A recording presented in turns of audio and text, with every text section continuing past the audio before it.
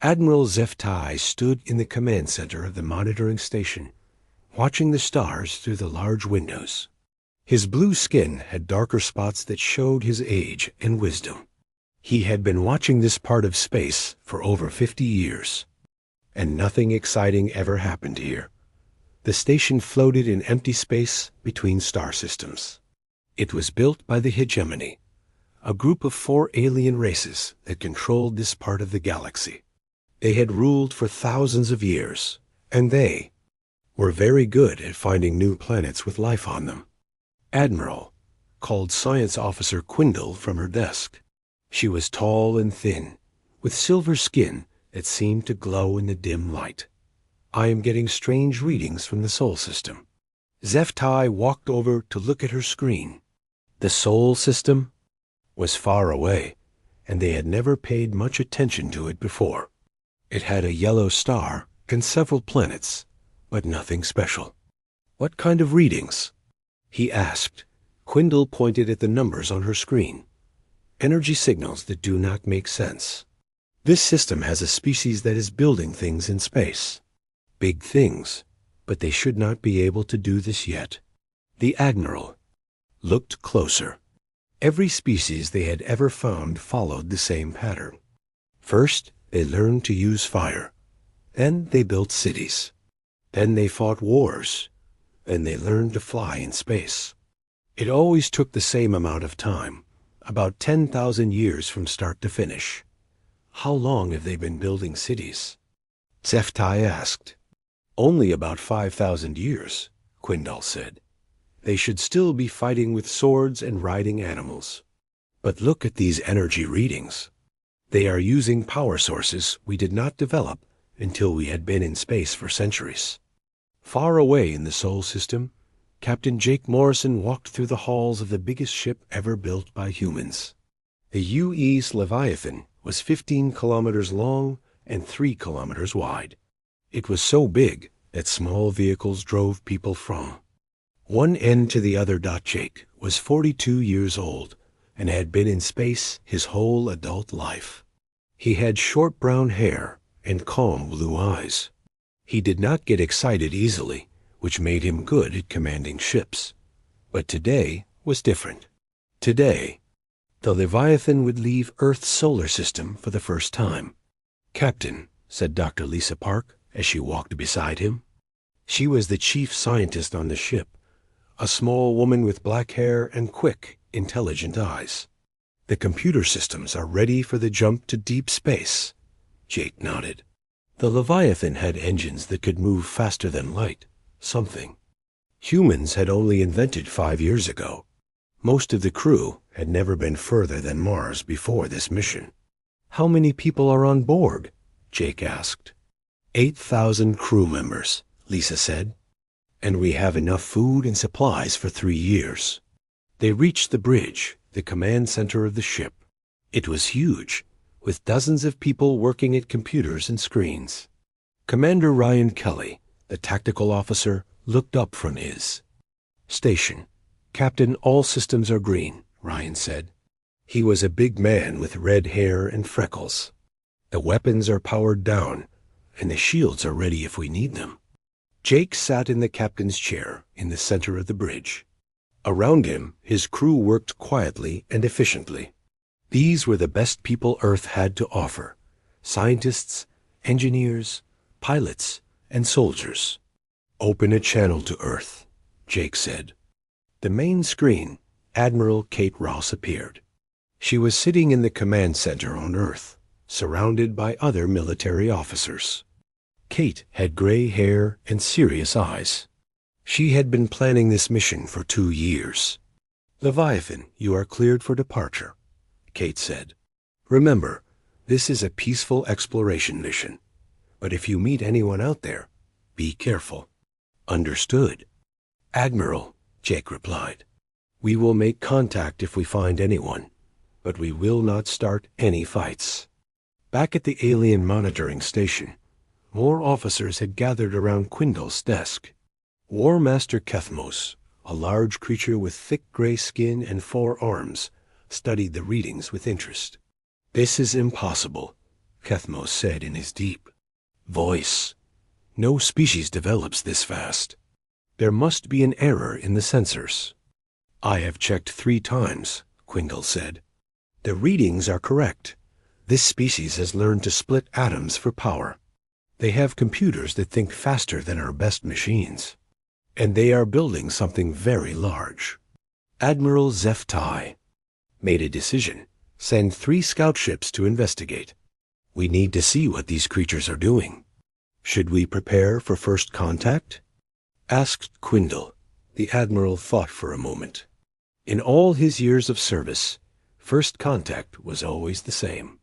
The hegemony would arrive with their big ships and advanced technology. The new species would be amazed and grateful. They would join the hegemony willingly, happy to be part of something larger. Yes, prepare the standard greeting, Zeftai said. But send extra ships, just in case. These readings are ... unusual. On the Leviathan, Lieutenant Ben Clark sat at the communications station. He was young, only 25, with blond hair and eager eyes. He loved working with radios and computers. Captain, Ben said suddenly, I am picking up something strange. There are ships moving toward our solar system. 3 of them, I think. Jake stood up quickly. How far away? About 2 light years. They will be here in 6 hours if they keep moving at that speed. Dr. Lisa Park looked worried. Captain, those ships are moving faster than light, just like us. That means whoever is flying them has the same technology we do. Or better, Commander Ryan added quietly. Jake felt his heart beating faster. Humans had always wondered if they were alone in the universe. Now they were about to find out. Send a message to Earth immediately, Jake ordered. Tell Admiral Ross that we have company coming. He turned to look at his crew. Everyone listened carefully. We may be about to meet aliens for the first time in human history. Stay calm, follow orders, and remember that we represent all of humanity. The alien scout ships moved through space toward Earth. Their captains were confident and relaxed. They had done this many times before with many different species. It was always easy, but this time would be different. This time they were flying toward a species that had learned to fight and survive in ways the galaxy had never seen before. The humans were waiting, and they were not afraid. The first meeting between humans and aliens was only hours away, and neither side knew what was coming. The 3 alien scout ships slowed down as they reached the edge of Earth's solar system. Captain Valkos commanded the lead ship, and he had done first contact missions 12 times before. It was always the same. Show up, demonstrate superior technology, and welcome the new species into the hegemony. Scan the system, Valkos ordered his crew. Find their biggest ships and their home planet. The scanner operator, a small creature with large eyes, worked at his station. Captain, I am finding many strange things. Their home planet has over 7 billion creatures on it. That is much more than usual for new species. Valkos was not worried.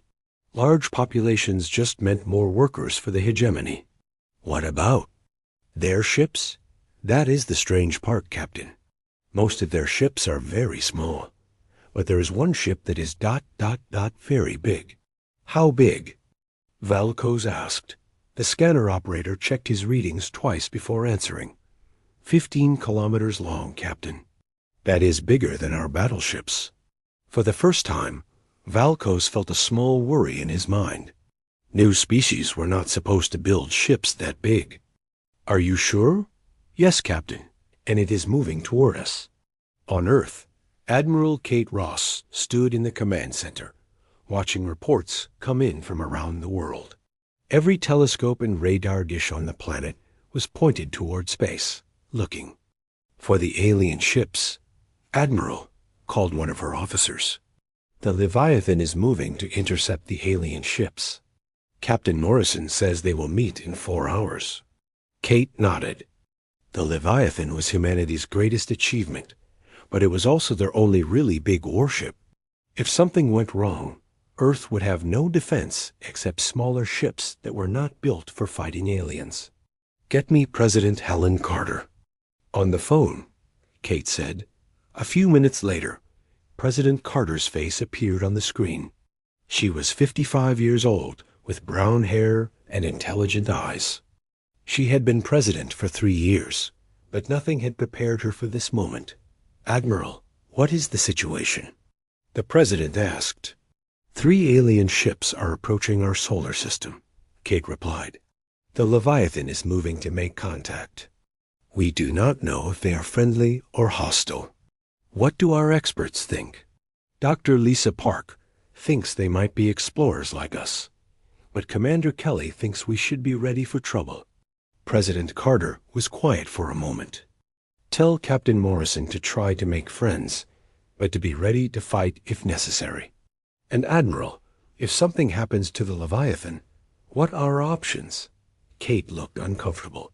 "Honestly, Madam President, we do not have good options. The Leviathan has most of our best weapons and technology. Our other ships are much smaller." On the Leviathan, Captain Jake Morrison stood on the bridge, watching the alien ships get closer. They were still too far away to see clearly, but the computers were getting better readings every minute. "Captain," said Dr. Lisa Park, "I have been studying their ships. They seem to use fusion power, just like us, but their design is very different." "Different how?" Jake asked. "Our ships are built for speed and power. Their ships seem to be built more carefully, like they have lots of time and do not expect trouble." Commander Ryan Kelly looked up from his weapons station. "Captain, I have been running combat simulations. If these aliens want to fight, we can probably handle 3 ships. But we do not know what weapons they have." Jake nodded. "Keep the weapons powered down but ready. I want to try talking first." Lieutenant Ben Clark had been working hard to prepare for contact. "Captain, I have programs ready to try to communicate with them. We can start with basic math and try to build a language from there." "Good work, Ben," Jake said. "Be ready to transmit as soon as they get close enough." Diplomat Alex Turner had been quiet until now. He was a tall, thin man who specialized in negotiations and treaties. "Captain, I suggest we be polite but firm. We should make it clear that we are peaceful, but also that we are not weak." The alien ships were now close enough to see on the main screen. They were gray and smooth, about 2 kilometers long each. They looked powerful but also old-fashioned, compared to the Leviathan's sleek design. "They are trying to communicate," Ben said suddenly.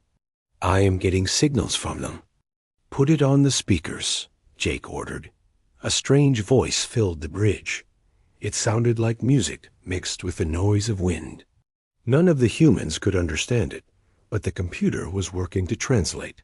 "The computer thinks they are greeting U.S., but there is something else. They seem to be ... giving us orders." "What kind of orders?" Jake asked. Ben looked worried. "The computer thinks they are telling us to surrender our ships and prepare to be taken to their leaders." On the alien scout ship, Captain Velkos was getting frustrated. "Why are they not responding to our greeting?" He asked his communications officer. "They are responding, Captain, but not the way we expected. They are sending mathematical formulas and scientific data." "What does that mean?" "I think they are trying to start a conversation instead of just accepting our authority. This had never happened before." Every species the hegemony had contacted had immediately recognized their superior technology and agreed to join. But these humans seemed to want to talk as equals. "Show them our power," Velkos decided. "Fire at that asteroid." The 3 alien ships fired their plasma weapons at a large asteroid nearby. The rock exploded in a bright flash, completely destroyed. On the Leviathan, the crew watched the demonstration quietly. "Well," Commander Ryan said, "now we know they have weapons." And they know we saw them use those weapons, added Dr. Lisa. Park. Captain Jake made a decision. Then, send them a message. Tell them we appreciate their greeting, but we do not surrender to anyone. Captain, Alex Turner said carefully, that might make them angry. Maybe, Jake replied. But if we act weak now, they will think all humans are weak. I would rather have them respect us than think we are helpless. The message was sent. On the alien ship, Captain Valkos could not believe what he was hearing. They refused to surrender? He asked. Yes, Captain. And they are asking us to identify ourselves and state our purpose. This is impossible. No new species acts this way. Valkos contacted the other two ships. Captains, these creatures are not following the normal pattern. They seem to think they can negotiate with us. Should we attack? Asked one of the other captains. Not yet. Let me contact the monitoring station. Admiral Zeftai needs to know about this. Back at the monitoring station, Admiral Zeftai received the report with growing concern. They refused to surrender? Are you certain? Yes, Admiral. And their ship is much bigger than we first thought. Our sensors are having trouble getting clear readings of it. What do you mean? The hull seems to be made of materials we do not recognize, and the energy readings are very strange. Zeftai made a quick decision. I am sending reinforcements. 9 more ships, including 2 battleships. If these creatures want to be difficult, we will show them the full power of the hegemony. Should we attack now, Admiral? No, not yet. Try to communicate with them one more time. But if they continue to refuse our authority, we may have no choice. On the Leviathan, Captain Jake received a report from Earth. Captain, Admiral Kate. Ross said from the screen, our deep space sensors are detecting more alien ships heading your way. At least 9 of them, and some are much bigger than the first 3. Jake felt a cold feeling in his stomach. The situation was getting more serious very quickly. How long until they arrive? He asked. 6 hours, maybe 7. Jake looked around his bridge at his crew. They were all watching him, waiting for orders. These people trusted him to make the right decisions, not just for the ship, but for all of humanity. Admiral, I need you to prepare Earth's defenses, just in case, Jake said, and get every ship we have ready to fight. What are you planning to do, Captain? Jake looked at the 3 alien ships on his screen and thought about the 9 more ships coming. I am going to try to convince them that attacking humanity would be a very bad idea. The 9 additional alien ships arrived exactly when Admiral Kate Ross had predicted. Captain Jake Morrison watched them appear on his screens, forming a line with the 3 ships that were already there. 12 alien vessels now faced the Leviathan.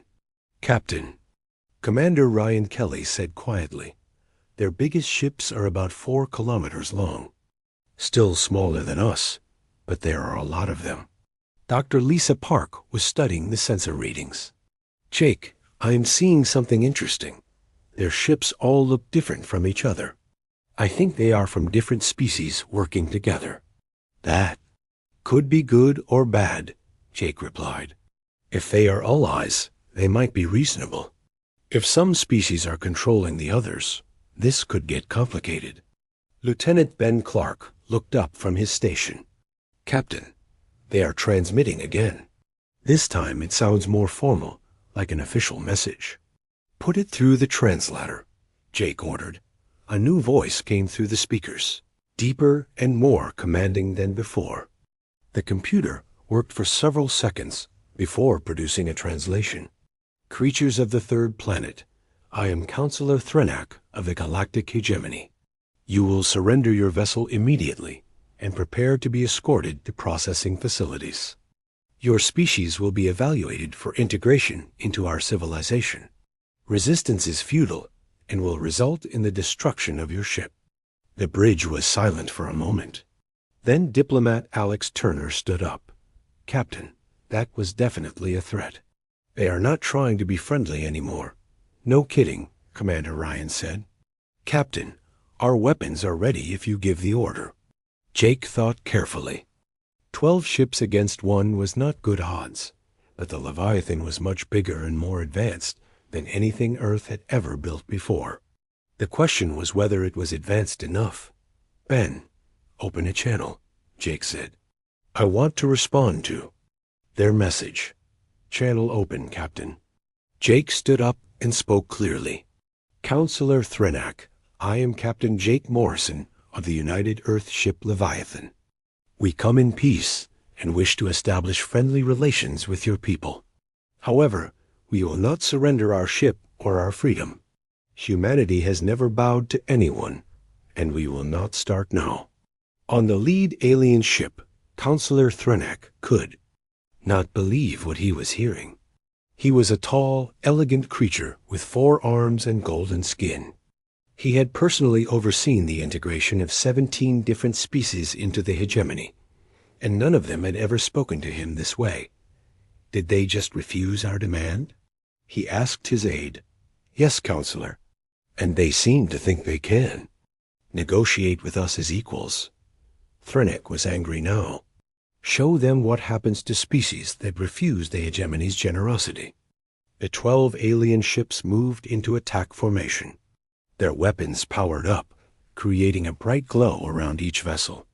Then, working together, they fired at a massive asteroid that was floating nearby. The asteroid was huge, almost the size of a small moon.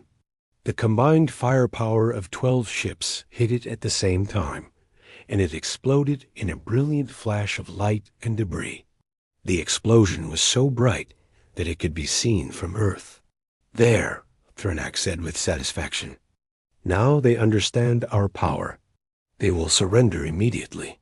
On the Leviathan, the crew watched the explosion with professional interest. That was impressive, Dr. Lisa Park admitted. 12 ships working together can generate a lot of firepower. But notice how long it took them to destroy that asteroid, Commander Ryan pointed out. And they had to use all 12 ships to do it. Captain Jake made his decision. Ryan, I want you to power up the main cannon. Captain, Alex Turner said with concern. Are you sure? We have never fired that weapon at full power before. I know, Jake replied. But if we are going to convince them to leave us alone, we need to show them that we are not helpless. Chief Engineer Mike Davis had been quiet until now. He was a big man with gray hair and hands that were always dirty from working on machines. Captain, the main cannon has only been tested at 30% power. If we go to full power, I cannot guarantee what will happen. What is the worst-case scenario? Jake asked. We could overload the power systems and lose main power for several hours, or the weapon could explode and take half the ship with it. Jake looked around the bridge. And the best-case scenario? Mike smiled grimly. We vaporize everything in front of us for about 10 million kilometers. That will definitely get their attention, Commander Ryan said. Jake sat back down in his captain's chair. Do it, but target that asteroid field over there, not their ships. I want to scare them, not start a war. Understood, Captain. The Leviathan began to change. Deep inside the ship, massive generators came online. The main cannon, which ran through a center of the ship like a spine, began to glow with energy. The entire vessel hummed with power. On the alien ships, sensor operators began reporting strange readings. Counselor, one of them said nervously, the human ship is doing something. Energy levels are increasing rapidly. Probably charging their shields, Threnak said dismissively. Prepare to attack. We will disable their engines first, then board them. Sir, the energy readings are off our charts. This does not look like shields. For the first time, Threnak felt a small worry. What does it look like? Like they are charging a weapon, sir. A very big weapon. On the Leviathan, Chief Engineer Mike Davis was watching his instruments carefully. Captain, we are at 50% power and climbing. All systems are stable so far. Dr. Lisa Park was recording everything. Jake, if this works, we will have made the most powerful weapon test in human history.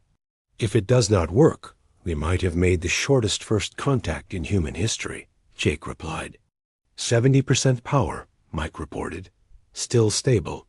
Lieutenant Ben Clark was monitoring alien communications. Captain, they are talking to each other a lot. I think they are getting nervous. Good, Jake said. Ryan, target that asteroid. Field, I want a clean shot through the middle of it. Target locked, Captain. 90% power, Mike called out.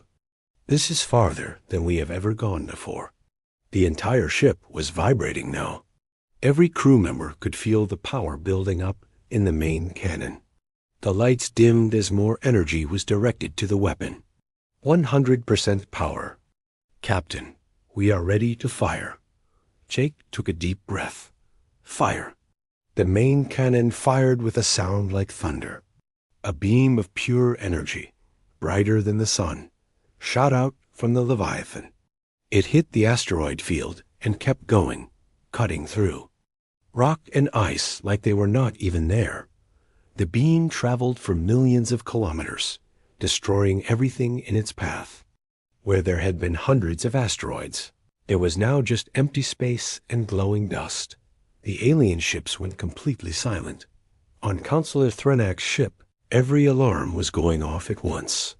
The sensor operator was staring at his screens. In shock. Counselor, he whispered, that beam is still coherent at 8 million kilometers. It is still destroying asteroids. That is impossible, Threnak said, but his voice was shaking. Sir, our most powerful weapons lose coherence after 50,000 kilometers. This weapon is more than 100 times more powerful than anything we have. War Master Kethmos, commanding one of the battleships, contacted Threnak immediately. Counselor, we must retreat immediately. This species is far more dangerous than we thought. No, Threnak said, but he did not sound confident anymore. One ship cannot defeat 12. It was just a lucky shot. Counselor, look at the energy. Readings. That ship still has full power. It could fire again immediately. On the Leviathan, Captain Jake was pleased with the results. Nice shooting, Ryan, he said. Mike, how are the systems? All green, Captain. The weapon performed perfectly. We could fire again right now if we needed to. Ben, are the aliens saying anything? Lieutenant Ben Clark listened to the alien communications. Captain, they are arguing with each other. Some want to attack us. Others want to run away. And what do you think they will do? I think they are scared, Captain. Really scared. Jake opened a channel to the alien fleet. Counselor Threnak, I hope you understand we do not wish to fight, but we will defend ourselves if we must. Perhaps we can discuss this situation peacefully. There was a long silence before Threnak replied. His voice was much less confident than before. Captain Morrison, your weapon is ... impressive, but you are still outnumbered 12-1. That is true, Jake admitted. But Counselor, we only need to fire 12 times. The alien fleet began to spread out, no longer in tight formation. Some ships were already turning away, preparing to run. Jake smiled grimly. Sometimes the best way to avoid a fight was to prove you could win it. War Master Kethmos had seen enough. While the other alien commanders argued about what to do, he made his own decision. His ship and 5 others broke away from the main group and began moving toward the Leviathan. This ends now, Kethmos growled. To his crew, 1 ship cannot defeat 6. We will destroy them before they can fire that weapon again. On his ship's bridge, Captain Valkos tried to stop him. War Master, Counselor Threnak ordered us to hold position. Threnak is a diplomat, not a warrior, Kethmos replied. If we let this human ship escape, they will return with more ships like it. We must destroy them now, while we have the chance. The 6 attacking ships accelerated toward the Leviathan, their weapons charging for battle. On the Leviathan's bridge, Lieutenant Ben Clark noticed the movement immediately. "Captain, 6 of their ships are breaking formation. They are coming straight at us." Double quotes. Captain Jake Morrison stood up quickly. "How long until they reach us?" 3 minutes at their current speed," Commander Ryan Kelly replied. "Captain, they are powering up weapons. This is definitely an attack." Dr. Lisa Park looked worried. "Jake, we can fire the main cannon again, but we can only hit 1 ship at a time. 6 ships can spread out and attack us from different directions." Jake nodded grimly. A main cannon was incredibly powerful, but it was designed to destroy large targets, not to fight multiple smaller ships at once. "Ryan, what other weapons do we have?" Jake asked. "Defensive turrets, plasma cannons, and missile systems," Ryan replied. "But Captain, most of those weapons have never been tested in real combat." "Well, we are about to test them now," Jake said. "All hands, battle stations. This is not a drill." Alarms began ringing throughout the massive ship. 8,000 crew members ran to their positions, preparing for humanity's first space battle against aliens. Chief Engineer Mike Davis contacted the bridge from the engine room. "Captain, I am giving you full power to all systems. We have enough energy to fight. For hours if necessary." "Thank you, Mike," Jake replied. "Try to keep us in one piece." The alien ships were now only 1 minute away. War Master Kethmos opened a channel to his attacking force. "Remember, we are fighting for the future of the hegemony," he said. "If this species is allowed to develop further, they could threaten everything we have built. Destroy that ship completely." On the Leviathan, Navigator Tony Brooks was at his station, ready to move the massive ship if necessary. He was young and nervous, but he had trained for this moment his whole career. "Captain," Tony said, "I can try evasive maneuvers, but we are not exactly built for dogfighting." "Do your best," Jake replied. "Just keep us moving." The attack began when the alien ships were still 50,000 kilometers away. Plasma bolts and energy beams shot toward the Leviathan from 6 different directions. But something unexpected happened. The Leviathan's defensive systems came online automatically. Dozens of small turrets emerged from the ship's hull, shooting down the incoming weapons fire with perfect accuracy. "What?" War Master Kethmos stared at his screens in disbelief. "How are they stopping our weapons?" His weapons officer was equally confused. "Sir, their defensive fire is too accurate. It is like their computers can predict exactly where our shots will go." On the Leviathan, Dr. Emma Stone was monitoring the defensive systems from the science station.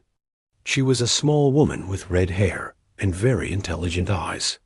"Captain," Emma said excitedly, "the defensive computers are working better than we hoped. They are calculating the trajectory of incoming fire and intercepting it automatically." "How many shots can we stop?" Jake asked. "All of them, as long as they do not overwhelm the system with too many attacks at once."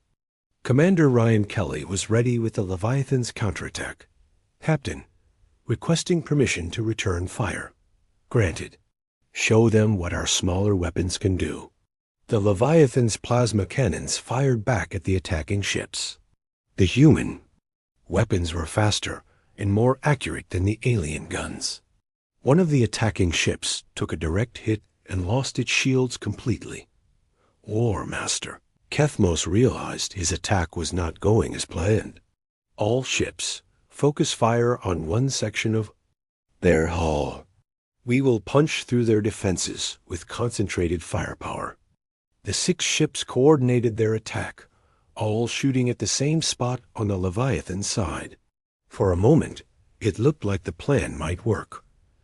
Then Navigator Tony Brooks did something amazing. The 15-kilometer-long ship suddenly moved sideways, faster than anything that big should be able to move. A concentrated alien fire missed completely. Impossible, Kethmos shouted. Ships that size cannot maneuver like that. Captain Velkos was equally shocked. War Master, their ship is moving like a fighter, not a battleship. How are they doing this? On the Leviathan, Tony Brooks was sweating but smiling. Captain, the new engine design is working perfectly. We can move this ship like it weighs nothing. Keep it up, Tony, Jake said. Make them work for every shot. The battle continued for several more minutes. The alien ships fired continuously, but they could not hit the fast-moving Leviathan. Meanwhile, the human ships' weapons were hitting their targets with devastating accuracy. One by one, the attacking alien ships began to suffer damage. Their shields failed, their weapons stopped working, and their engines started smoking. War Master. Kethmos made a desperate decision. All ships, ramming speed. We will destroy them by crashing into them. But before the aliens could carry out this suicidal attack, something new happened. The Leviathan activated a tractor beam, a technology the aliens had never seen before. Suddenly, Kethmos' ship could not move forward. It was held in place by an invisible force, its engines running at full power, but accomplishing nothing. What is happening? Kethmos demanded. Sir, we are caught in some kind of energy field. We cannot break free. On the Leviathan, Dr. Lisa. Park was operating the tractor beam controls. Captain, I have their lead ship locked in place. The others are trying to escape. Let them go, Jake said. But keep that one. I want to have a conversation with their commander. The remaining 5 alien ships retreated quickly, their confidence completely destroyed. They had attacked what they thought was one helpless ship, and instead they had been defeated by technology they did not understand. Consular Threnak watched the battle from his ship, staying safely out of range. He was horrified by what he had seen. Contact Admiral Zeftai immediately, he ordered. Tell him that this species is far more dangerous than we thought. We need the entire hegemony fleet. Counselor, what about War Master Kethmos? Threnak looked at the captured alien ship, held motionless by the human tractor beam.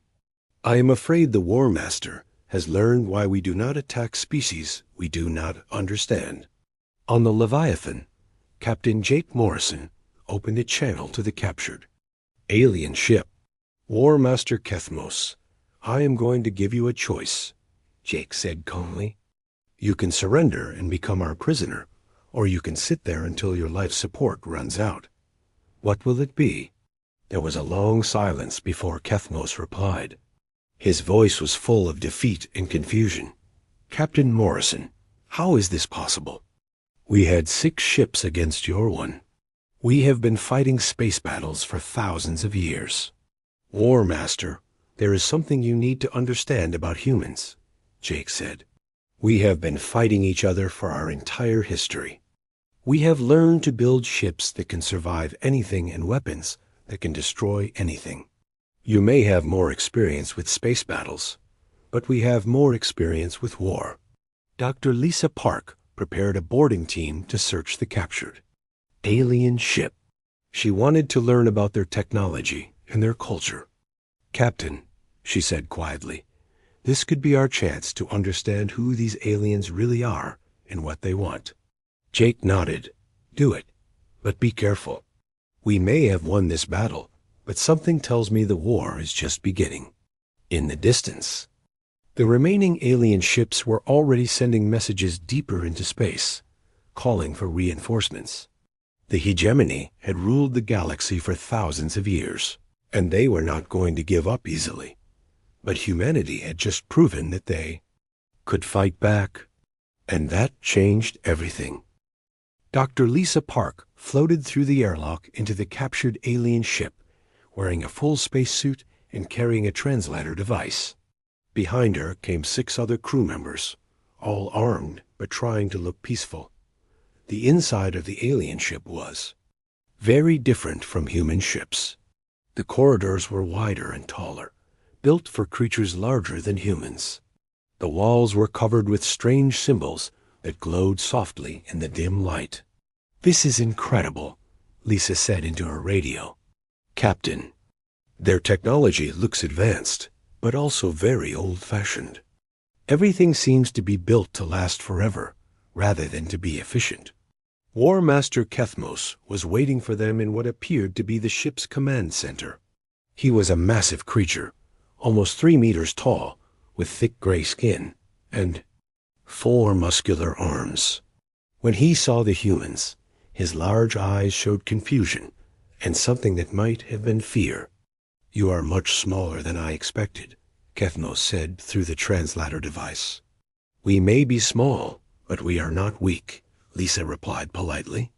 "War Master, we want to understand why you attacked us. Our species has done nothing to harm yours." Kethmos sat down heavily in a chair that was obviously built for someone his size. "Dr. Park, you do not understand how the galaxy works. Strong species rule, weak species serve. It has been this way for 10,000 years. And you thought we were weak? Every species we have ever encountered has been weak compared to us. Your weapons, your ships, your technology, nothing like this has ever existed before." Lisa looked around the alien ship's bridge. The technology was impressive, but it seemed focused on comfort and reliability rather than power and speed. "War Master, can you tell me about the hegemony? How many species belong to it?" 47 species across this sector of the galaxy," Kethmos replied. "We provide order, protection, and guidance. In return, they provide resources and workers.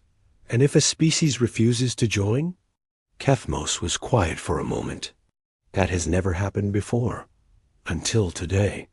Back on the Leviathan, Captain Jake Morrison was receiving reports from all over the ship. The battle had been won, but everyone knew it was just the beginning. "Captain," Lieutenant Ben Clark said, "I am intercepting alien communications from across this part of space. Word about our battle is spreading very quickly. What are they saying?" Jake asked. Most of them do not believe it. A single ship defeating 6 hegemony vessels seems impossible to them. Admiral Kate Ross appeared on the main screen, calling from Earth. "Captain, congratulations on your victory.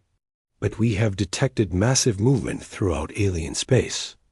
It looks like they are gathering a large fleet. How large?" Jake asked. "Our best estimate is over 200 ships, including their biggest battleships. Captain, they are treating this like a major threat to their entire civilization." Jake felt the weight of responsibility on his shoulders. Humanity had wanted to explore the stars peacefully, but instead they had started what might become a galactic war. "Admiral, what are President Carter's orders?" "Try to negotiate if possible, but defend humanity at all costs." "Captain, you and the Leviathan represent our entire species right now."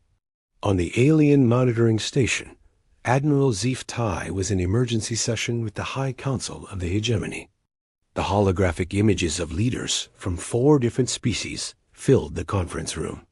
"This is unprecedented," said High Archon Veltar, the supreme leader of the Hegemony.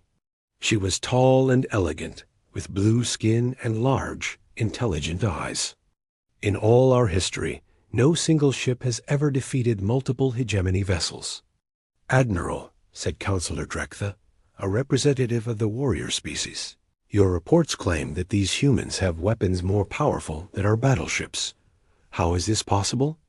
Admiral Zeph Tai looked uncomfortable. "High Archon, our scientists have been studying the battle recordings.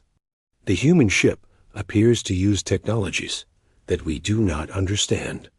Their power generation, their weapons, their defensive systems, all of it is beyond our current capabilities." "Then we will destroy them with numbers," Drektha said angrily. "Send 1,000 ships if necessary." "Counselor, warned Science Officer Quindle, who was attending the meeting via hologram. That might not be wise. If one human ship can defeat 6 of ours, we need to consider the possibility that they have more ships like it. High Archon Veltar made a decision. Admiral Zeftai, take a fleet of 50 ships to the human system. Try to negotiate first, but be prepared to destroy them if they refuse to submit. And if they have more ships like the first one? The Admiral asked. Then we will learn whether the hegemony has a future or not. 3 days later, Dr. Lisa Park had spent many hours talking with War Master Kethmos and his crew. She had learned a lot about the hegemony and how they controlled other species. Captain, she reported to Jake, I think I understand the situation now. The hegemony is not evil, exactly. They genuinely believe they are helping other species by giving them order and protection. But they have never encountered a species that could match their technology. What do you think they will do now? Jake asked. They are scared, Jake. For the first time in thousands of years, they have met something they cannot control. They will probably send a much larger fleet to try to destroy us. How much larger? Kethmos thinks at least 50 ships, maybe more. Jake sighed. The Leviathan was powerful, but 50 ships was a lot, even for them. Dr. Park, ask Kethmos if there are other species in the hegemony who might want to be free. Lisa talked with the War Master for another hour, then contacted Jake with interesting news. Captain, Kethmos says there are many species who joined the hegemony because they had no choice. If they knew there was an alternative, some of them might be willing to rebel. That could be useful, Jake said. If we have to fight the hegemony, it would be better to have allies. 2 weeks after the first battle, Admiral Zeftai arrived at the edge of Earth's solar system with 53 ships. It was the largest fleet the hegemony had assembled in centuries. But when they arrived, they found something they had not expected. The Leviathan was not alone anymore. Admiral, reported his sensor officer, there are 7 human ships in the system. And sir, 3 of them are even larger than the first one. Admiral Zeftai stared at the display in shock. In just 2 weeks, the humans had produced more giant warships. How is this possible? He whispered. What the Admiral did not know was that the other ships were not warships at all. They were colony ships and cargo vessels that Earth had quickly modified to look threatening. But they were armed with the same advanced weapons as the Leviathan, and that made them very dangerous. Captain Jake Morrison, now promoted to Admiral Jake Morrison, commanded the human fleet from the Leviathan. When the alien fleet arrived, he was ready for them. Admiral Zeftai, Jake broadcast, I am Admiral Morrison of the United Earth Fleet. We do not want war, but we will not surrender. I suggest we talk before this situation gets worse for both of us. Admiral Zeftai agreed to meet. 2 hours later, he was aboard the Leviathan, sitting across from Jake in a conference room. The alien admiral was smaller than War Master Kethmos, but he carried himself with the confidence of someone who had commanded fleets for decades. Admiral Morrison, Zeftai said, you must understand our position. The hegemony maintains order in this part of the galaxy. If we allow one species to remain independent, others will demand the same thing. Admiral Zeftai, Jake replied, you must understand our position. Humanity has never been ruled by anyone else, and we will not start now. But we do not want to destroy the hegemony either. Then what do you propose? Jake smiled. A new way of doing things. Instead of the hegemony ruling everyone, we create an alliance of free species. Each species governs itself, but we work together for mutual protection and trade. Impossible. The galaxy would fall into chaos without central authority. Admiral, how many rebellions does the hegemony face each year? Zeftai looked uncomfortable. There are always some troublemakers. And how much does it cost to keep 47 species under control? The costs are significant. What if, instead of spending resources to control other species, the hegemony spent those resources on exploration and scientific advancement? What if you became partners with other species instead of their rulers? Admiral Zeftai was quiet. For a long time. Admiral Morrison, what you suggest has never been tried. Admiral, what you have been doing is not working anymore. We have proven that your ships cannot defeat ours. But more importantly, we can teach other species to build ships like ours. This was the threat that truly scared the hegemony leadership. If humans shared their technology with other species, the balance of power in the galaxy would change completely. What do you want from us? Zeftai asked. Recognition that humanity is a free and independent species, and a promise that the hegemony will not attack any species that chooses freedom over submission. And in return, we will share some of our technology with you. Not our weapons, but our medical advances, our computer systems, our agricultural techniques, things that will help your people live better lives. Admiral Zeftai contacted the High Council to discuss Jake's proposal. The debate lasted for hours, but eventually they reached a decision. Admiral Morrison, Zeftai said, when he returned, the High Council has agreed to a trial period. We will recognize human independence and allow other species to see. Captain Allison Wright stood at the viewport of the USS Defiant, staring at the stars. 10 years had passed since humans first reached beyond their solar system. 10 years of peaceful exploration and friendly meetings with alien species. 10 years of hope. That peace was about to end. Captain, we're receiving an emergency signal from the Lunar Research Station. Lieutenant Eric Blackwell called from his station. His voice was tight with worry. Allison rushed to the communications panel. The message was broken, filled with static, but she could make out screams and explosions in the background. Under attack. Unknown vessels. Massive casualties. They came without warning. The voice of Dr. Samuel Green cut through the chaos before the transmission ended abruptly. Full speed to the moon, Allison ordered. Alert Admiral Martinez immediately. All hands to battle stations. The USS Defiant was the newest and fastest ship in Earth's defense fleet. Even so, the journey to the moon took 3 hours. 3 hours of tense silence on the bridge. 3 hours of preparing for the worst. What they found was beyond their worst fears.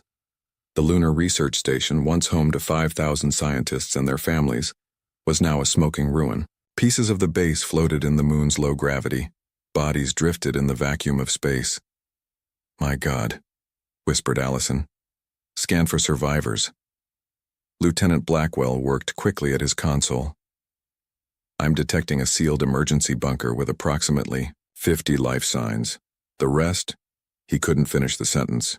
Prepare a rescue team, Allison ordered, and scan for enemy vessels. None in orbit, Captain, reported Blackwell, but I'm detecting similar attack patterns at our Mars colony. Allison's blood ran cold. The Mars colony had over 20,000 people. Get me Earth Command on a secure channel. Admiral Peter Martinez's face appeared on the main screen. His usual calm demeanor was replaced with grim determination. Captain, right, I assume you've reached the moon? Yes, Admiral, it's a massacre. We're preparing to rescue survivors, but we've lost thousands, and Mars...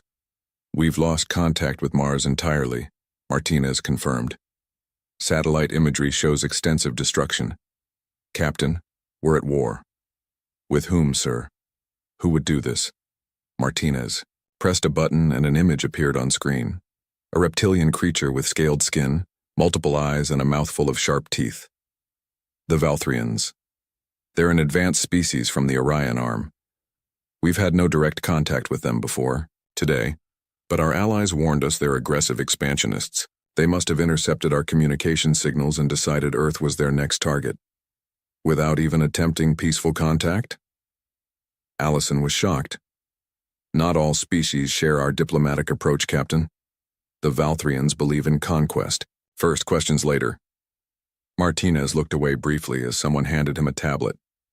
"We've just received a transmission from them." The screen changed to show a Valthrian commander. Its scales were dark red with black markings that Allison guessed signified high rank. "People of Earth," the alien spoke in heavily accented English. "Your world is now claimed by the Valthrian Empire. Surrender your resources and accept subjugation or face extinction. You have 24 Earth hours to decide." The screen went blank. "They're serious," said Martinez. "Long-range scanners show a Valthrian battle fleet approaching Earth. Their technology is significantly advanced beyond ours."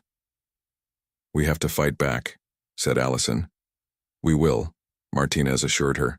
"Complete your rescue mission, then return to Earth orbit immediately. And Captain, if you find any survivors who might have information about the Valthrians or their technology, prioritize their evacuation." The rescue team found Dr. Samuel Green among the survivors in the emergency bunker. The xenobiologist was injured but alive, clutching a secure data drive. "They came without warning," Dr. Green told Allison in the Defiance medical bay. "Our defenses were minimal. We're a research station, not a military base." "Why did you survive when so many others didn't?" asked Allison. Dr. Green's hands trembled as he handed her the data drive. "I was in the secure lab when they attacked. We were studying some Valthrian biological samples provided by the Arcturians last month. When the attack began, I secured the research and made it to the emergency bunker with whoever I could find along the way." Allison's eyes widened. "You have information on the Valthrians, their biology?" "Yes. And during the attack, our systems automatically scanned their ships. The data is incomplete, but it might help us understand their technological capabilities." For the first time since receiving the distress call, Allison felt a spark of hope. Back on Earth, cities were preparing for possible invasion. People crowded in emergency shelters or fled to rural areas. Military bases worldwide were on highest alert. The United Nations had declared a global state of emergency. Admiral Martinez met the USS Defiant when it docked at the Orbital Defense Station. "Dr. Green's data has already been sent to our research teams," Allison reported. "He believes there might be weaknesses we can exploit in Valthrian physiology and possibly their ship designs." Martinez nodded. "Good work, Captain. Now come with me. There's something you need to see." He led Allison through a series of security checkpoints to a section of the station she'd never seen before. The final door required both Martinez's handprint and retinal scan. "What is this place?" asked Allison as they entered a massive chamber. "Something we hoped we'd never need," Martinez replied. The chamber contained weapons unlike anything Allison had seen before, sleek, advanced, and clearly beyond current public Earth technology. For the past 5 years, Earth's governments have secretly been developing advanced defensive technologies, Martinez explained. "After our first contact with alien species, we realized how vulnerable we could be if we ever met hostile aliens." Professor Catherine Davis approached them. She was a tall woman with silver hair and a stern expression. "Welcome to Project Prometheus." "Captain Wright," she said. "We've been preparing for this day, though we hoped it would never come." "Why was this kept secret?" asked Allison. "Politics," Martinez answered simply. "Some felt that developing advanced weapons would send the wrong message to peaceful alien species. Others argued we needed insurance against less friendly encounters." "The Valthrians have made a critical error," Professor Davis said, leading them toward a massive hangar where engineers worked on sleek spacecraft. "They assume we're defenseless. They don't know what humans are capable of when threatened." "Will it be enough?" asked Allison. Martinez's expression was grim but determined. "It has to be. We're activating everything we have. The Valthrians think they're hunting sheep, but they're about to discover they've cornered wolves." Outside the station's viewport, Earth glowed blue and green against the blackness of space. Allison thought of the billions of people below, most unaware of the true nature of the threat heading their way. "The Valthrians attacked the wrong species," she said quietly, "and now they'll learn exactly what humanity does when backed into a corner." Martinez nodded. "Prepare your ship, Captain. In 23 hours, when the Valthrians expect our surrender, we're going to give them a very different answer. The 24-hour deadline was about to expire. Admiral Martinez stood in the Global Defense Command Center beneath the Rocky Mountains, surrounded by screens showing the approaching Valthrian fleet. 12 massive warships had entered Earth's solar system, each one larger than anything humans had built. "They're positioning for attack," reported a young officer. "Their weapon systems are powering up."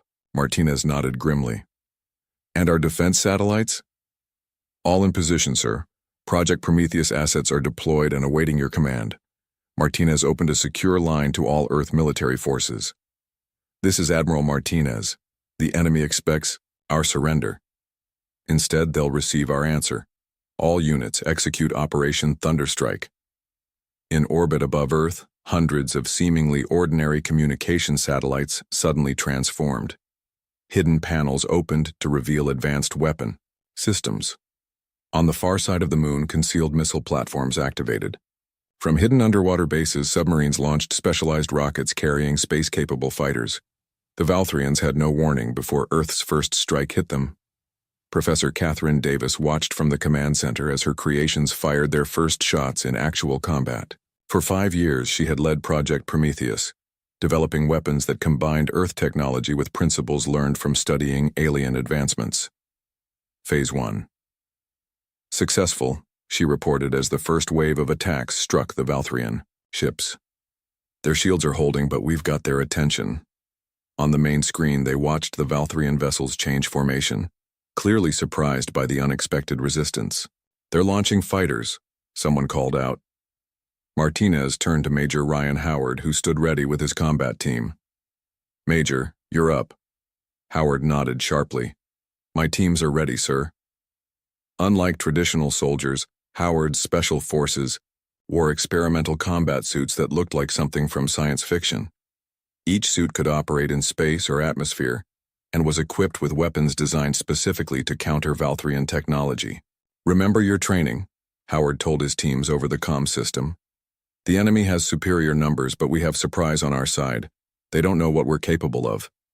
The Valthrian fighters streaked toward Earth, clearly planning to target major cities.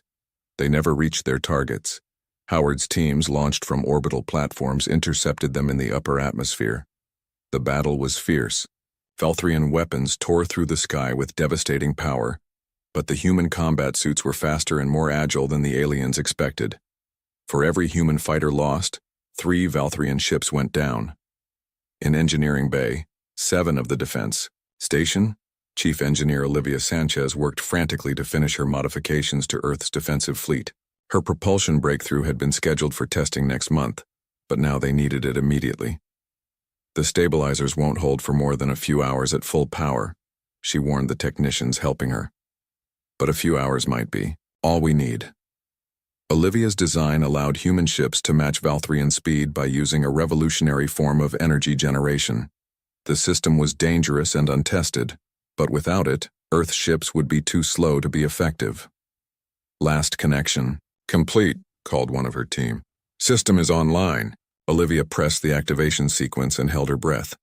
The engines hummed to life, glowing with blue energy. "Get me Captain Wright," she called to the communications officer. Aboard the USS Defiant, Captain Allison Wright received the message from engineering. "The Sanchez drives are online, Captain," came Olivia's voice. "All ships in the defense fleet can now engage at full capacity.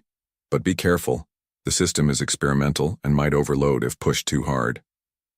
"Understood," replied Allison. "And thank you."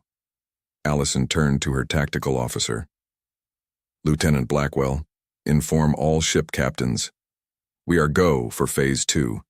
Engage the enemy directly." Earth's defense fleet, previously holding back in protective positions, suddenly surged forward with unexpected speed. The Valthrian commanders, already struggling to deal with the satellite weapons and human fighters, now faced warships moving as quickly as their own. In a secure room deep beneath Washington, D.C., Alex Montgomery hunched over banks of computer systems. The former hacker had been recruited by Earth Defense 3 years ago after he nearly succeeded in breaking into their secure network. Now his skills were being put to a different use. "I've isolated their communication patterns," he told the intelligence officers monitoring his work. "Their encryption is advanced, but it has structural similarities to systems I've cracked before." One of the officers looked doubtful. "You really think you can hack an alien computer system?" Alex didn't look up from his screens. "Math is universal. Their computers might use different components, but the underlying logic has to follow the same rules. And Dr. Green's research helped us understand their thought patterns." His fingers flew across the keyboard. "There, I've got access to their tactical communications network." For the first time, Earth forces could hear the Valthrians talking to each other. The aliens sounded shocked and increasingly concerned. "They did not surrender as expected," one Valthrian commander hissed to another. "Their technology is more advanced than our intelligence suggested. How are their ships matching our speed? Our scouts reported primitive propulsion systems. The High Command must be informed. These humans are not the easy conquest we anticipated."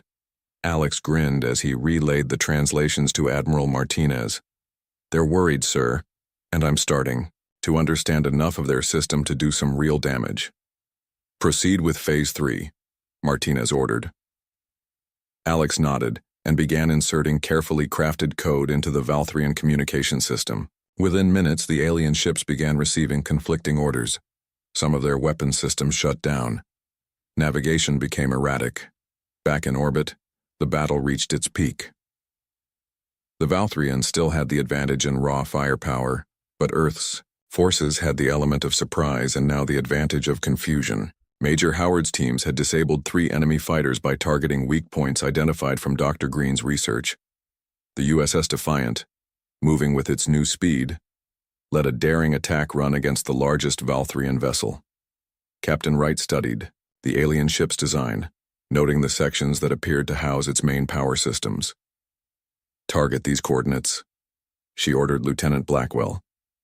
"Use the new penetrator missiles."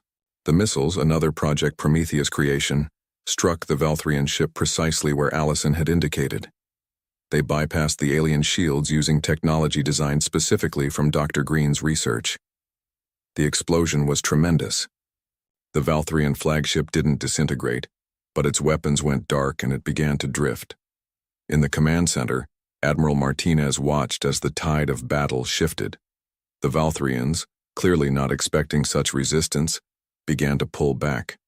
"They're retreating," announced one of the officers. Professor Davis looked at the tactical display with narrowed eyes. "They're not retreating fully. They're regrouping at the edge of our solar system. And likely calling for reinforcements," added Martinez. He turned to face the room of tired but triumphant personnel. "We've won the first battle, but the war is just beginning. The Valthrians will return with greater numbers and a better understanding of our capabilities." He straightened his uniform. "We have days, maybe weeks to prepare. Every factory on Earth needs to shift to war production. Every scientist needs to focus on advancing our technology. And every soldier needs to train for what's coming." On screens around the world, people watched as Earth's forces drove back the alien threat. Fear turned to cautious hope. In cities and towns, people emerged from shelters to see the aftermath of humanity's first space battle visible as distant flashes in the night sky. The Valthrians had attacked what they thought was an easy target. Instead, they had awakened a sleeping giant. Earth was now fully at war and humanity was just beginning to show what it could do. 6 months passed since the first Valthrian attack. Earth had changed dramatically. Cities now had protective energy shields. Ordinary factories produced spacecraft parts. Children practiced emergency drills at school. Everyone worked together for survival. Commander Nicole Price studied the holographic map of the Valthrian forward base located on Europa, one of Jupiter's moons. Her team of 12 specially trained soldiers stood nearby, checking their stealth suits. "The target is there. Communication center," Nicole explained, pointing to a structure in the middle of the alien base. "We need their attack plans and fleet positions." The soldiers nodded. They had trained for months for this mission. Their suits were designed to mask heat signatures and bend light around them, making them nearly invisible. This isn't just about gathering information, Nicole continued. If we succeed, we prove humans can take the fight to enemy territory. 6 hours later, Nicole's stealth ship approached Europa. They landed 3 miles from the Valthrian base in a crater that hid them from enemy sensors. The team moved across the icy surface slowly, their suits protecting them from the extreme cold. When they reached the outer perimeter, Nicole signaled for them to stop. Valthrian guards patrolled the area, their scaled bodies covered with environmental armor. Nicole activated her communication device. Team 2, create the distraction now, she whispered. On the far side of the base, explosives planted earlier by drones suddenly detonated. The Valthrian guards rushed toward the explosions, leaving their posts. Move now, Nicole ordered. The team slipped inside the base and navigated through corridors designed for beings larger than humans. They reached the communication center without being detected. While 2 soldiers stood guard, the others downloaded the Valthrian data. We've got everything, one soldier reported. Fleet positions, attack plans, and technical specifications for their new weapons. Nicole nodded. Plant the virus. The soldier inserted a small device into the alien computer system. Alex Montgomery had created this virus to slowly corrupt Valthrian communications without being detected. They were halfway back to their ship when an alarm sounded. A Valthrian patrol had discovered the intrusion. Run! Nicole shouted. The team raced across Europa's surface as enemy fighters launched from the base. They reached their stealth ship just as energy blasts began hitting the ground around them. Engine start sequence now, Nicole ordered as they boarded. The ship lifted off, cloaking systems engaging immediately. Valthrian fighters searched the area but couldn't detect the human vessel as it slipped away from Jupiter and headed back to Earth. Admiral Martinez read Nicole's mission report with satisfaction. Excellent work, Commander. This information will save countless lives. Nicole nodded. The Valthrians are planning another major attack in 3 weeks. They're bringing 3 times as many ships as before. Then we'll be ready, Martinez said. Captain Garcia's new vessel is completing its final tests now. The USS Retribution was unlike any ship humans had built before, using technology reverse-engineered. From damaged Valthrian vessels and enhanced by Earth scientists, it combined the best of both species' designs. Captain Daniel Garcia walked through his new command, inspecting every section. The ship was larger than the Defiant, with weapons powerful enough to match Valthrian warships directly. All systems are functioning at optimal levels, reported his second-in-command. Dr. Ross wants to show you the main weapon system. Dr. Victor, Ross waited in the weapons control room. The brilliant scientist had spent months studying Valthrian technology and biology. Captain Garcia, he greeted. I've completed the targeting system for the biodisruptor. Garcia looked at the complex weapon. Will it work against their ships? Yes, Ross confirmed. The Valthrians use biological components in their ship designs, living tissue integrated with mechanical parts. This weapon disrupts the neural pathways in those components without harming their crews. It will disable their ships without killing, unnecessarily. Garcia nodded with approval. Earth wanted to win this war, but they hadn't abandoned their humanity. Meanwhile, in a diplomatic meeting room, Ambassador Lisa Bennett met with representatives from 3 alien species. The blue-skinned Arcturians, former victims of Valthrian expansion, were particularly interested in what she had to say. Earth has proven that the Valthrians can be defeated, Lisa told them. We seek an alliance of free worlds to stand against their empire. The Arcturian leader, a tall being with 4 arms, leaned forward. For centuries we paid tribute to avoid destruction. No species has successfully fought the Valthrians until now. Humans are different, Lisa replied. We adapt quickly. When faced with extinction, we refuse to accept defeat. If we provide intelligence about Valthrian weaknesses, what guarantees can Earth offer for our protection? Asked the Arcturian. Full integration into Earth's defense network, Lisa answered, and our solemn promise. An attack on one is an attack on all. After hours of discussion, the Arcturians agreed to the alliance. They provided detailed maps of Valthrian territory and information about their military structures. Other species would soon join as well. 3 weeks later, the second major Valthrian attack began. This time, their fleet emerged near Saturn, clearly planning to establish a stronger foothold in the solar system before advancing on Earth. They didn't expect to find a human battle group waiting for them. Captain Garcia's USS Retribution led the Earth fleet. "All ships, battle formation Alpha," he ordered. "Remember your training." The Valthrian commander opened a communication channel. "Humans, your resistance is futile. We have studied your tactics and brought sufficient force to crush your planet." Garcia smiled coldly. "And we've studied yours. You should have left us alone." The battle erupted with tremendous intensity. Valthrian ships fired weapons that could destroy small moons. Earth vessels responded with precisely targeted attacks that exploited the weaknesses identified by Nicole's team and the Arcturians.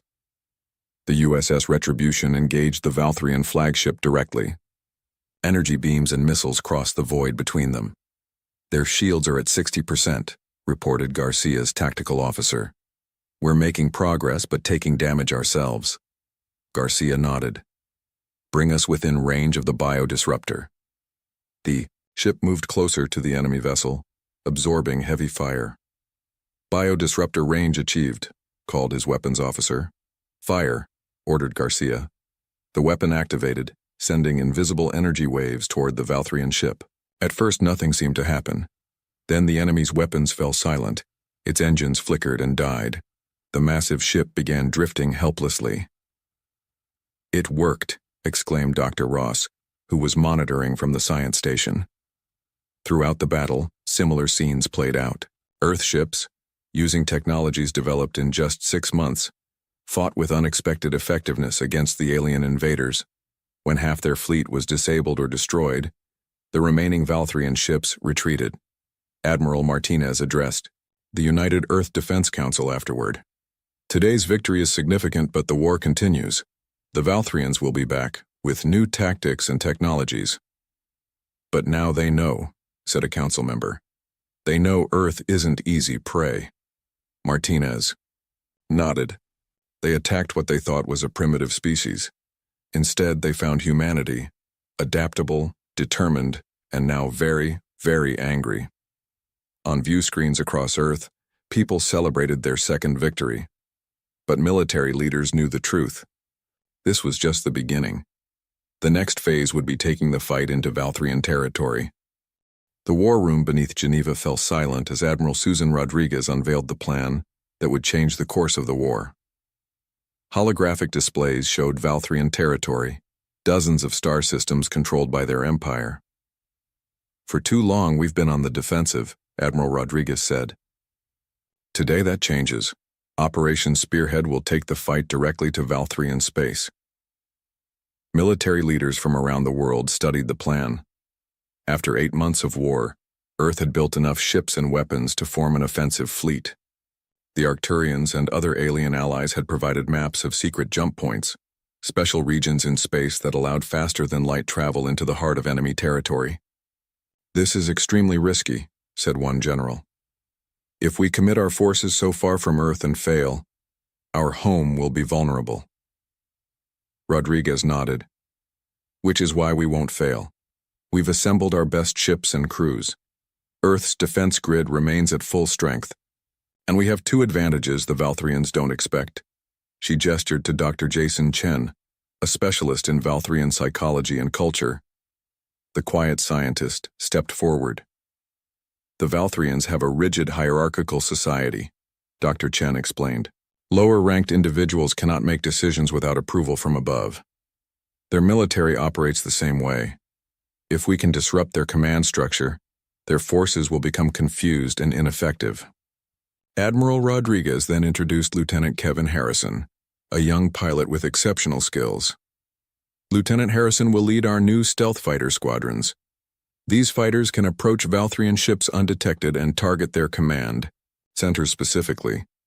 Harrison stood straight and confident. "My pilots are ready, Admiral.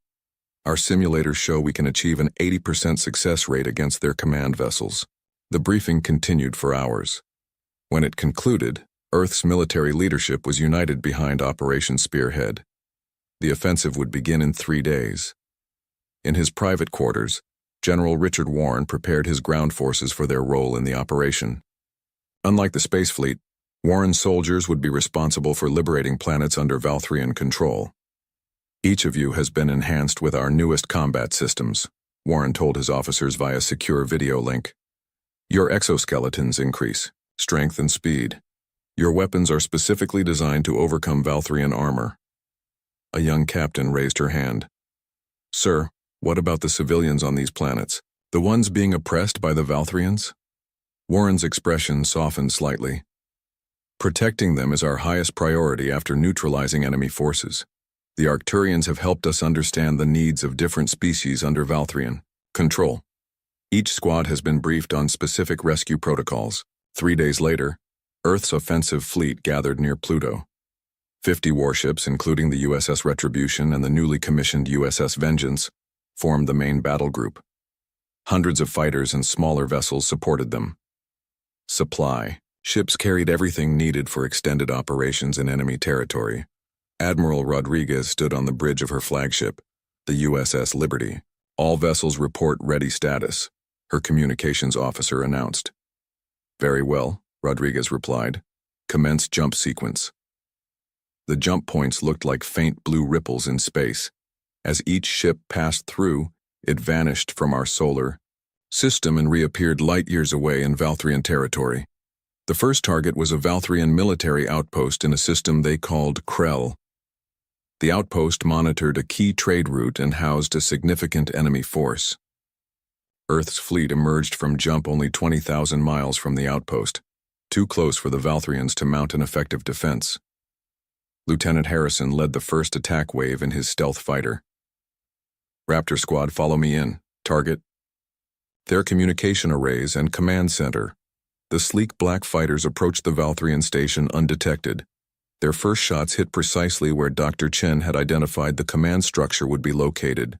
Confusion spread among the Valthrian forces. Without clear orders from their superiors, many simply held position rather than responding to the threat. By the time higher-ranking officers took control, Earth's main fleet had arrived and surrounded the outpost. This is Admiral Susan Rodriguez of the United Earth Fleet. She broadcast on all frequencies. Your command structure has been neutralized. Surrender now or be destroyed. The outpost surrendered within an hour, a shocking development for the Valthrian Empire, which had never experienced such a swift defeat. News of the victory spread quickly through Earth's forces. Over the next 2 weeks, the offensive continued with remarkable success. 3 Valthrian colonies were liberated, 5 military bases surrendered, a major shipyard was destroyed. On the planet Arcturia, General Warren led the ground assault to free the native population from Valthrian control. His soldiers dropped from orbit in special pods that protected them during atmospheric entry. Remember your training, Warren told them as they descended. The Valthrians will fight fiercely on the ground, but they're not used to Earth's gravity. Use that to your advantage. The battle for Arcturia lasted 3 days. The Valthrian occupiers had significant defenses, but Warren's troops were better trained for ground combat. Earth soldiers moved quickly in their powered exoskeletons, using tactics developed specifically for fighting the larger, stronger aliens. When the planet was secured, Arcturian civilians emerged from hiding to greet their liberators, the blue-skinned, beings celebrated in the streets of their cities for the first time in generations. Ambassador Lisa Bennett arrived to formalize the liberation. On behalf of Earth and the Alliance of Free Worlds, I declare Arcturia returned to its rightful inhabitants. The Arcturian leader bowed deeply. For centuries we believed freedom was impossible. Humans have shown us that no tyrant is invincible. Back on the USS Liberty, Admiral Rodriguez received disturbing news. The Valthrians had discovered the location of the jump point Earth's fleet was using. They were gathering a massive force to trap the human ships in their territory. We need to change our strategy, Rodriguez told her officers. If they block our way home, we'll be cut off from supplies and reinforcements. Dr. Chen studied the intelligence reports. They're expecting us to retreat. Their entire strategy depends on it. Rodriguez smiled slowly. Then we'll do the opposite. Instead of falling back, we'll push deeper into their territory. Toward what target? Asked her second-in-command. Rodriguez brought up a star map showing a heavily protected system near the center of Valthrian space. Their primary military academy, the place where all their officers are trained. If we can capture or destroy it, we'll cripple their ability to command their forces for generations. The plan was daring to the point of seeming insane. Yet after careful consideration, the fleet commanders agreed it might be their best option. The Valthrians would never expect such an aggressive move. As Earth's fleet changed course toward the heart of enemy territory, news of their victories reached Earth. For the first time, people began to believe they might not just survive this war, but win it decisively. In his office at Earth Defense Headquarters, Admiral Martinez received the latest reports from Rodriguez's fleet. They've pushed farther into enemy territory than we ever imagined possible, he told Captain Wright, who had remained to help coordinate Earth's defenses. The Valthrians made a fatal mistake, Wright replied. They thought humans would break easily. Instead, they united us and forced us to become stronger than ever before. Martinez nodded grimly. And now they're about to learn the full cost of their mistake. The Grand Hall of the United Earth Government buzzed with tension as President Claire Dawson addressed the emergency session. War had raged for nearly a year. Earth had suffered, but humanity had surprised everyone, including themselves, with their resilience and rapid advancement. Operation Final Strike is ready, President Dawson announced. Our fleets are positioned near the Valthrian homeworld. For the first time in their long history of conquest, the Valthrians face an enemy at their doorstep. The assembled leaders watched as tactical displays showed Earth's military position. Admiral Rodriguez's expeditionary force had captured the Valthrian Military Academy 3 weeks earlier. Now they had joined with fresh ships from Earth to form the largest human fleet ever assembled. High Admiral Jack Nelson will command the final offensive, President Dawson continued. The Valthrians have rejected our last offer for peace. They still believe they can defeat us, despite all evidence to the contrary. High Admiral Nelson stood to address the assembly. He was an older man with a weathered face that showed the strain of constant war. This will be the decisive battle, Nelson said simply. We've studied every aspect of Valthrian defense. Their homeworld is heavily protected, but they never expected to fight there. They've always been the attackers, never the defenders. The plan was set. Within hours, the combined Earth fleet would jump to positions surrounding the Valthrian home system. Dr. Olivia Phillips, the government's ethical advisor, requested permission to speak.